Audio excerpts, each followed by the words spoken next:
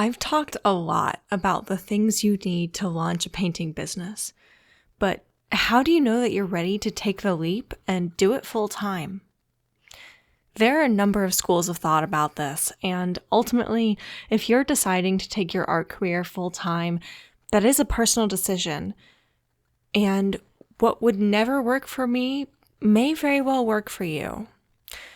That being said, I've talked to a lot of artists lately who are looking to make the leap or just have, and have heard enough of the same stories over and over that I wanted to make this video to share what guidelines were helpful for me so that they might help you too.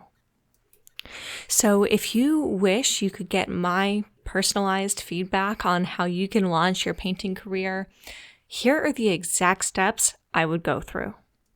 Now, as we go through, if you realize that you've checked off all of these steps and are looking for help establishing your unique identity as a painter that will attract collectors, I would love to help you. To see if we're a great fit to work together, check out the coaching link in the description below. All right, that being said, let's get to it.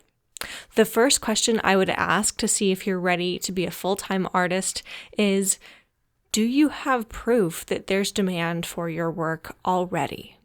Which is really just an abstract way of asking, are you already making sales? One of the biggest mistakes that I made while I was still in school and then later in my day job was thinking that there would just be demand floating around out there for artists, especially if I went into a commercial field like concept art or illustration, where companies actively need to hire artists to create artwork for their games, TV shows, movies, or books. I thought that if I graduated with a degree and a portfolio in this field, that I would have everything I'd need and companies would be seeking me out just like they would seek someone out who had project management skills or coding ability. But I haven't found that to be true at all. When you work as an artist, you aren't creating a set product that's interchangeable. People come to you for your unique portfolio, which means that you have a product that is totally unique.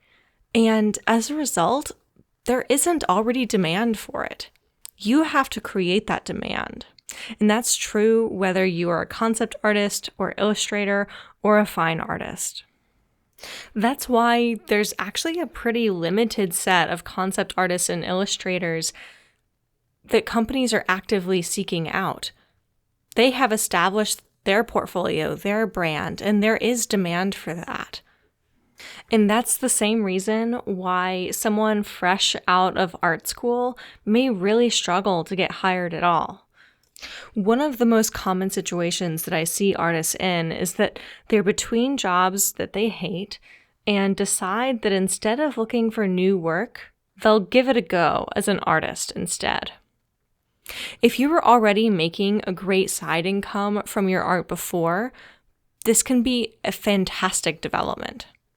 But if you've only made a couple $100s before in art sales, chances are that you don't have the skills you need to be able to pay your bills. And to be clear, I don't mean painting skills. I mean business skills, marketing skills, financial skills, sales skills. One of the most helpful pieces of advice I received when launching my business was that if I was under money stress, the first thing I needed to do was create a safety plan for myself. If I was worried about being able to pay a bill, I needed to figure out how I could make sure I could get it paid first, then worry about making money.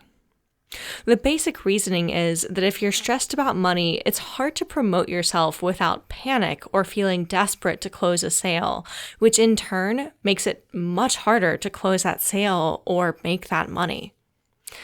After all, would you rather buy a painting from an artist who is running out of inventory because their work is selling so fast, or an artist who can't sell to anyone but needs to make sure they get a bill paid?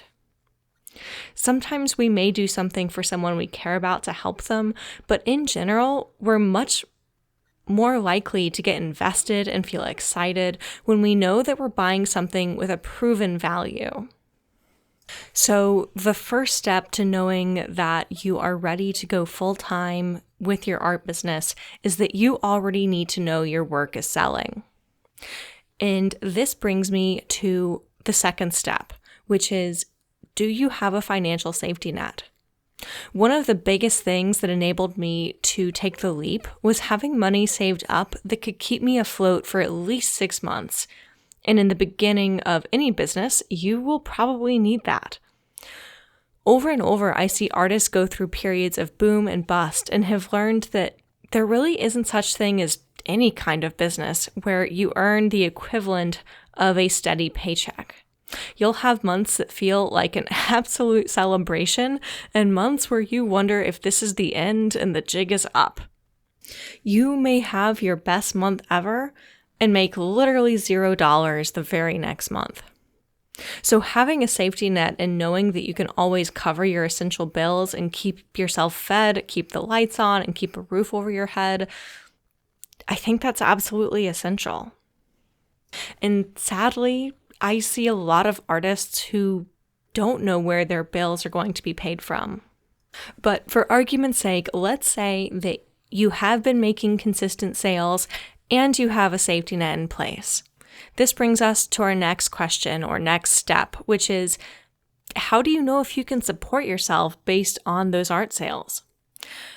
I've talked about this math before, but it bears repeating. If you haven't done this napkin math, there is almost no way you're ready to run a business because you are going to be constantly running this calculation, in my experience.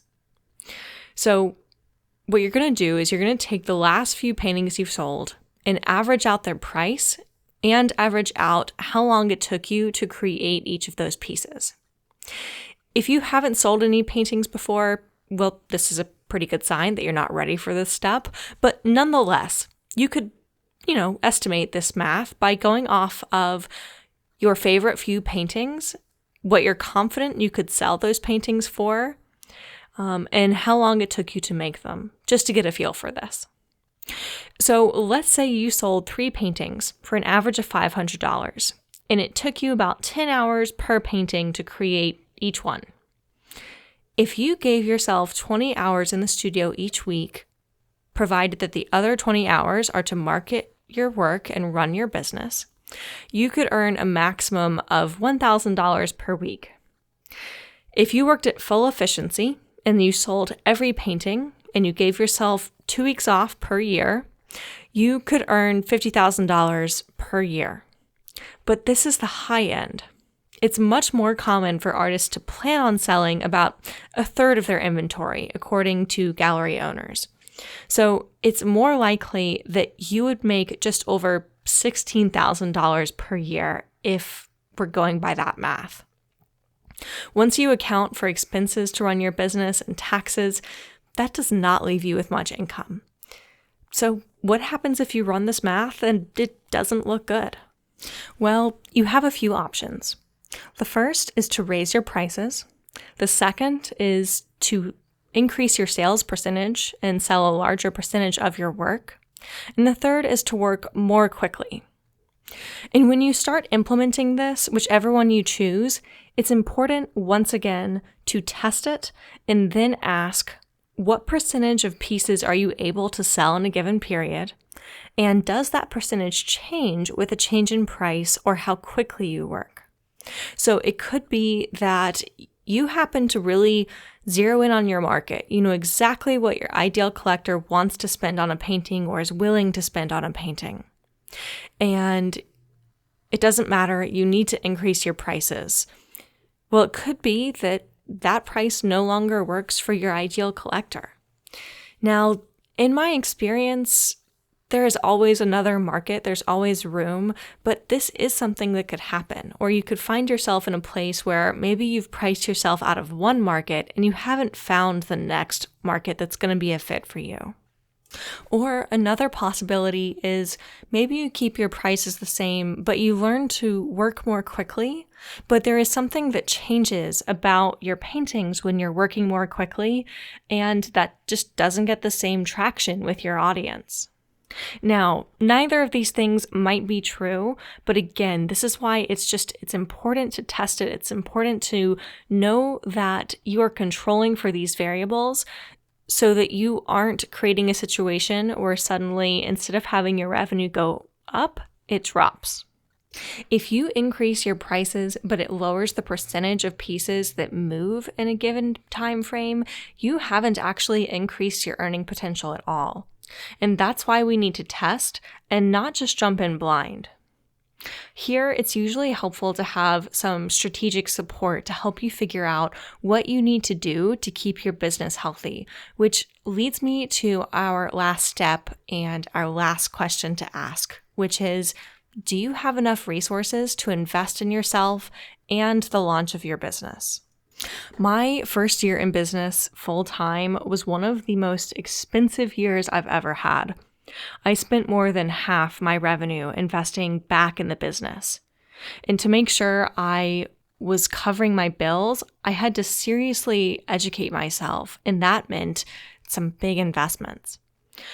Whether I was taking a class or working with a coach, these things cost money, and I probably wouldn't have made a consistent living had I not made those investments. And to take that even further, those investments were also the exact thing that allowed me to double my income between this year and last. So you might be wondering what those investments could be. So some of the most helpful investments I made included working with coaches to help me learn how to sell my work, working with a coach who would help me become the most effective possible teacher and coach for other artists, and learning from artists who work in painting techniques that I really want to master. Not to mention necessary investments like having supplies and tools for painting, like brushes and paint and panels to paint on, and a computer and other pieces of camera equipment and computer equipment that help me make these YouTube videos. If you're not in a point where you can make strategic investments like that, going beyond what we've already talked about in terms of knowing that you have a proven track record of sales and having a financial safety net, your art business might not succeed.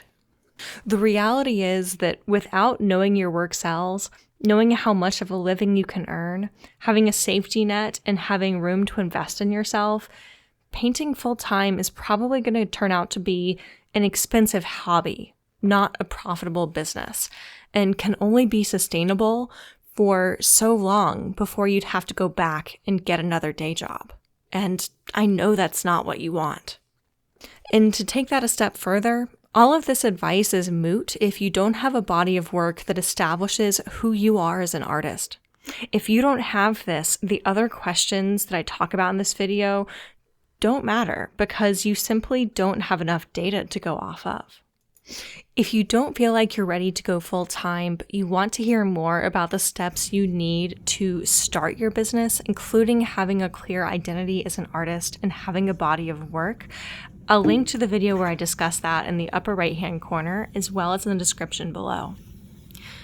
And I'm curious, if you're looking to make a living from your art, how many of these steps have you checked off already? If you've done all of these steps and are looking for help establishing your unique identity as a painter that will attract collectors, I'd love to help. So be sure to check out the coaching link in the description if that sounds like you.